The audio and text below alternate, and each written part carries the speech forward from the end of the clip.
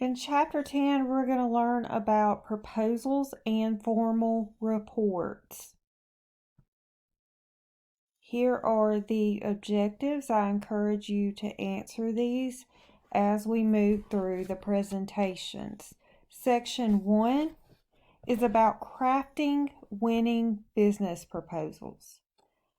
And first we need to talk about what a proposal is and the importance of a proposal. It can mean life or death. It's a written offer to solve a problem, provide a service, pitch a project, or sell equipment. And sometimes there is a lot of money on the line with these proposals. It can generate billion-dollar contracts for big companies. There are many types of business proposals, but they all share two significant characteristics. They use easy to understand language, and they show the value and benefits of the product or service being recommended. Some of the proposals that we're going to look at can be informal or formal, internal or external, solicited or unsolicited. We're going to look at a model document in a second that illustrates an informal letter proposal. These are informal proposals or short reports. They look like a memo or a letter as far as format. Here are some of the parts of an informal proposal, but not all informal proposals contain all of these parts. But just to summarize, most contain an introduction with a description of the problem, a pertinent background information, or a statement of need, the proposal benefits and the schedule for completion, the staffing requirements, a budget analysis, and a conclusion that may include an authorization request. So let's take a look at an informal proposal.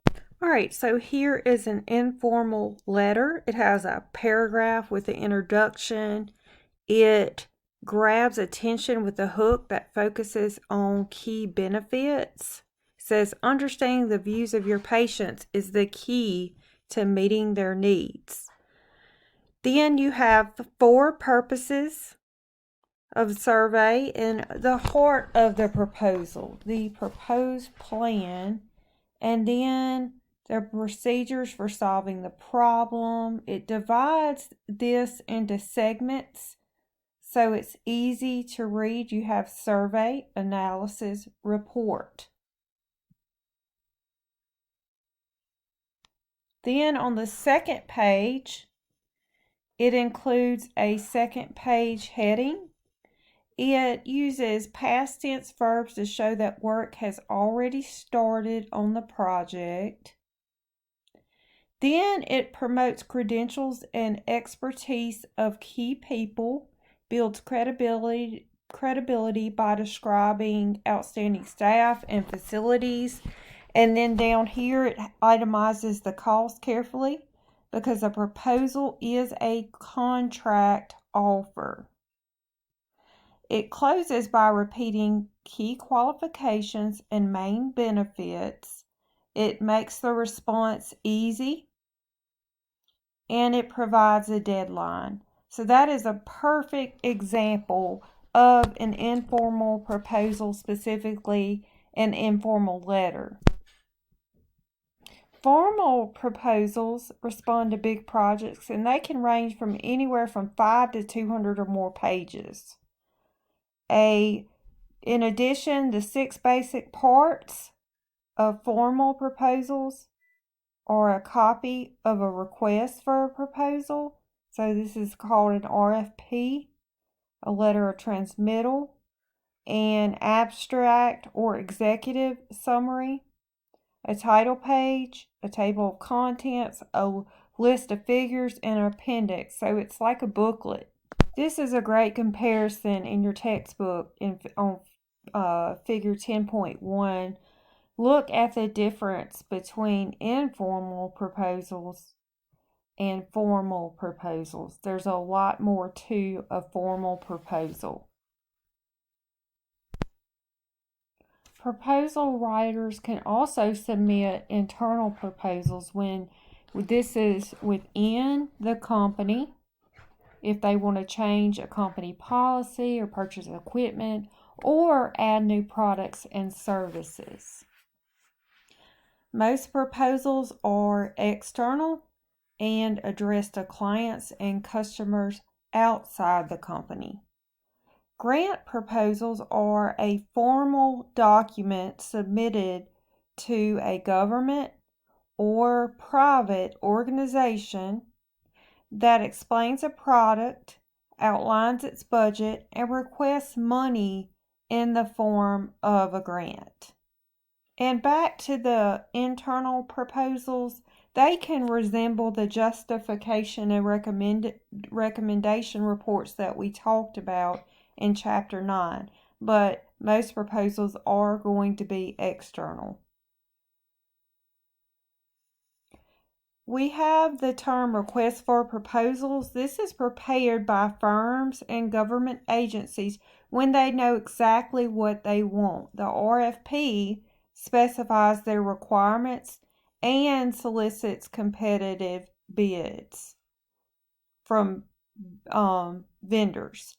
A solicited proposal is the response to a request for a proposal. And then government agencies and private businesses are going to use RFPs to invite competitive bids from vendors. And these requests for proposals ensure that the bids are comparable and that funds are awarded fairly using consistent criteria. Unsolicited proposals are bids that have not been explicitly requested. An effective proposal should get the reader's attention and emphasize how the proposed methods and products will benefit the reader, showcase the bidding firm's expertise, and build credibility. Present ideas clearly and logically, making it easier for the reader to understand. Sylvia Moses, graphic designer, said when it comes to proposal formatting, it's better to follow traditions than to think outside the box. Sponsors are used to seeing key information structured in a specific way. Tinkering with it will just cause confusion. So there is some helpful advice. Letter proposals. These are presented in manuscript form, usually no more than 10 pages, or in short, 2 to 4 page letters. And they're sometimes called an informal proposal. They include introduction, background, proposal, staffing, budget, and authorization. When making a proposal introduction more persuasive, try to have a hook, such as the following: hint at an extraordinary result with details to be revealed shortly. Try to grab their attention. Promise low cost or speedy results. Mention a remarkable resource available exclusively to you, like a well-known authority, a new computer program, well-trained staff. Identify a serious problem and promise a solution to be explained later. Specify a key issue or benefit that you feel is the heart of the proposal. It's not a bad idea to put off writing the proposal introduction until the other parts of the proposal have been completed. So you may want to do that after you have completed the proposal. Then you have the background section. This identifies the problem and discusses the goals or purpose of the project.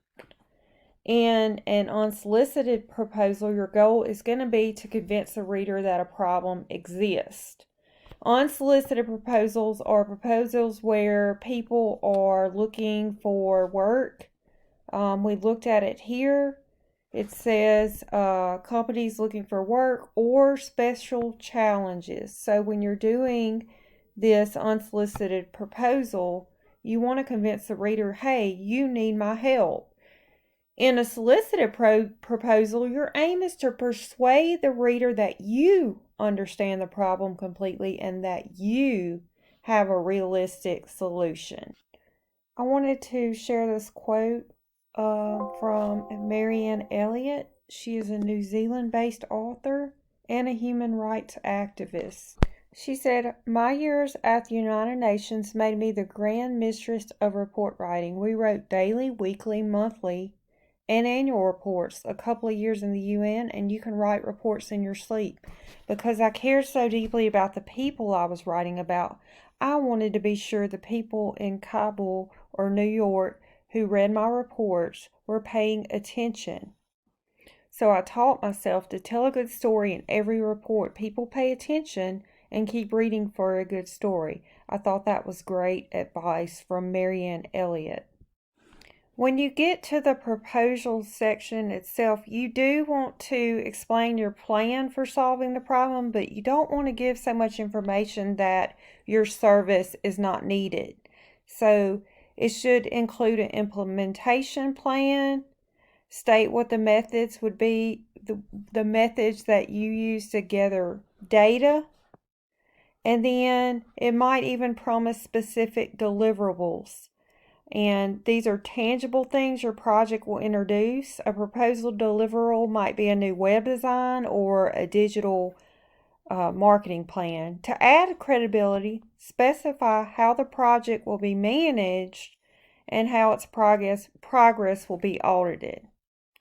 You can include a schedule or timetable of activities showing the proposal's benchmark for completion. Then you'll have the staffing section, and it's going to introduce all participating staff members and the summary of their qualifications, which is the person's expertise, certifications, and a few examples of experience on similar projects. A central item in most proposals is the budget, a list of proposed project costs. And we saw an example of this in Model Document 10.1. And I'm going to add that link in this presentation at the bottom of the presentation page so that you can look at that again. Then the closing section should remind the reader of the proposal's key benefits and make it easy for the reader to respond.